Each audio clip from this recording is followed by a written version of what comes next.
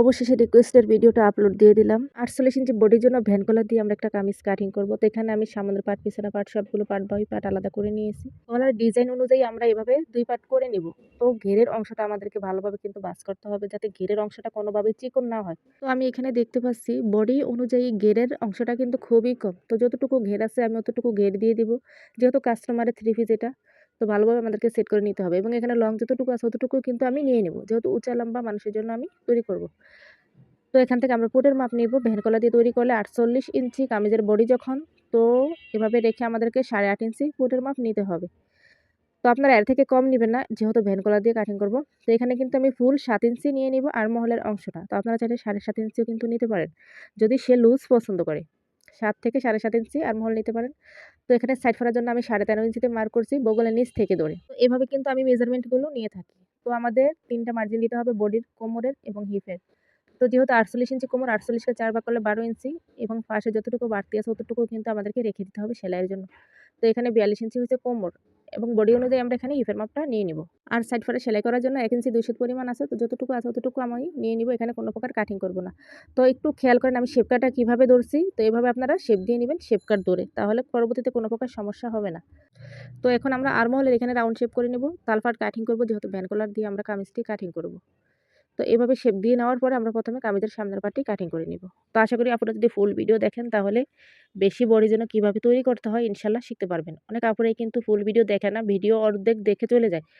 এছাড়া আপনি অনলাইন থেকে কাজ শিখতে চাইলে ধৈর্য ধরে মনোযোগ দিয়ে আপনার ফুল ভিডিও দেখতে হবে। তো আমাদেরকে চিহ্নিত করে নিতে হবে, তাহলে আমরা সঠিক নিয়মে সেলাই করতে পারবো। তো এখানে কামিজের সামনের পার্টটি অলরেডি কাটিং শেষ। এখন পিছনের পার্টটি আমরা খুব ইজি ভাবে কাটিং করে নিব। তো প্রথমে কিন্তু ঘেরের অংশটা আমাদেরকে মিল করতে হবে, কামিজের ঘের নিয়ে যাতে বিপদে না পড়তে হয় বা কাস্টমার ক্লেম না দিতে পারে। তো এভাবে আমাদেরকে শুধু মার্জিন করে নিতে হবে পিছনের পার্টটিকে। তো বেশি পরিমাণে কিন্তু কাপড় নাই, তো যতটুকু কাপড় দেখুন কাটিং করার প্রয়োজন আমি কিন্তু কাটিং করে নিয়েছি। তো অলরেডি পিছনের পার্টিও কাটিং করা শেষ। এখন আমরা হাতা কাটিং করে নিব। তো ২টি হাতা আমাদেরকে এভাবে বসিয়ে নিতে হবে। তো আপনারা দেখতেই পাচ্ছেন এখানে হাতার লং আমি নিয়ে নেব ২০ ইঞ্চি পরিমাণ। আপনারা আপনাদের মেজারমেন্ট অনুযায়ী কমিয়ে বাড়িয়ে নিতে পারেন। তো এখানে কিন্তু জয়েন দিতে হবে, যেহেতু চওড়ার অংশে কিন্তু কাপড় খুব কম আছে। তো দেখুন আমাদের ১০ ইঞ্চি পর্যন্ত কিন্তু কাপড়ের প্রয়োজন হবে, যেহেতু ৪৮ ইঞ্চি বডি এবং আর্মহোল ৭ ইঞ্চি নিয়েছি। তো হাতার মোহরির মাপ নেওয়ার পরে ৩.৫ ইঞ্চিতে ডাউন দিতে হবে। তারপরে এভাবে আমাদেরকে হাতের শেপ দিয়ে নিতে হবে হাতা কাটিংয়ের। আর তালপাটও কিন্তু খুব ইজি কাটিং করা। আপনারা যখন কামিজটি তৈরি করবেন বা আমি যখন কামিজটি সেলাই করব তখন তালপাট এখানে ম্যাচিং করব, হাতার বা হাতার এখানে কাটিং করব। তো আমার কিন্তু হাতা অলরেডি কাটিং শেষ। এখন আমরা ভ্যান কলার কাটিং করব। তো আমি এখানে ১৩ ইঞ্চিতে এভাবে লংয়ের মাপ নিয়ে কাটিং করে নিয়েছি। যেহেতু ১২ থেকে ১২.৫ ইঞ্চি আমাদের লং হবে ভ্যান কলারটির।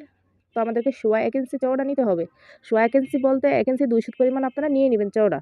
তো আঁকাবাঁকা থাকলে এভাবে আমাদেরকে কাটিং করে নিতে হবে, যাতে ফিনিশিং ভালো আসে তৈরি করার পরে। তো আমার কিন্তু রিলস আকারে অনেক ভিডিও দেওয়া আছে, আপনারা অবশ্যই দেখে নেবেন। এছাড়া আমার ফেসবুক পেজে যারা এখনও নতুন আছেন অবশ্যই পেজটি ফলো দিয়ে নেবেন নিয়মিত আমার ভিডিওগুলো দেখতে, যেহেতু আমরা শিক্ষণীয় জিনিস আপলোড দিয়ে থাকি। তো ৪৮ ইঞ্চি কামিজের বডির জন্য গলার পাশে এখানে কত নিতে হবে গুরুত্বপূর্ণ একটা জিনিস, এখানে আপনারা চাইলে ৩.৫ ইঞ্চি পরিমাণ কিন্তু চওড়া নিতে পারেন। তো এখানে আমি ৩ ইঞ্চি ২ সুত পরিমাণ চওড়া নিব এবং গলার লং একটু বাড়তি নিব। তো এখানে ৭.৫ ইঞ্চি নিব গলার লং। তো এখানে কিন্তু সম্পূর্ণ ৮ ইঞ্চি লং হবে, যেহেতু আমি একটু সিস্টেম বা ভিন্ন পদ্ধতিতে গলাটা তৈরি করি। কাপড়ের উপর আরও 1/2 ইঞ্চি আমি বাড়তি করে নিব। তো আমাদেরকে পানগলার শেপ দিয়ে নিতে হবে। তো দেখুন এভাবে আমি আন্দাজ করে কিন্তু পানগলার একটা শেপ দিয়ে দিতেছি। তো আমাদেরকে শেপ অনুযায়ী কাটিং করে নিতে হবে। আর এই ভিডিওটি যদি আপনার পরবর্তীতে প্রয়োজন হয় বা আপনি এত বডির জন্য কামিজ কাটিং করতে চান, অবশ্যই ভিডিওটি কিন্তু শেয়ার দিয়ে রাখবেন। আপনার প্রোফাইলে বা পেজে, এছাড়া বন্ধু-বান্ধবের মাধ্যমেও কিন্তু শেয়ার দিয়ে রাখতে পারেন। তাহলে পরবর্তীতে ভিডিওটি দেখে কাটিং করতে পারবেন।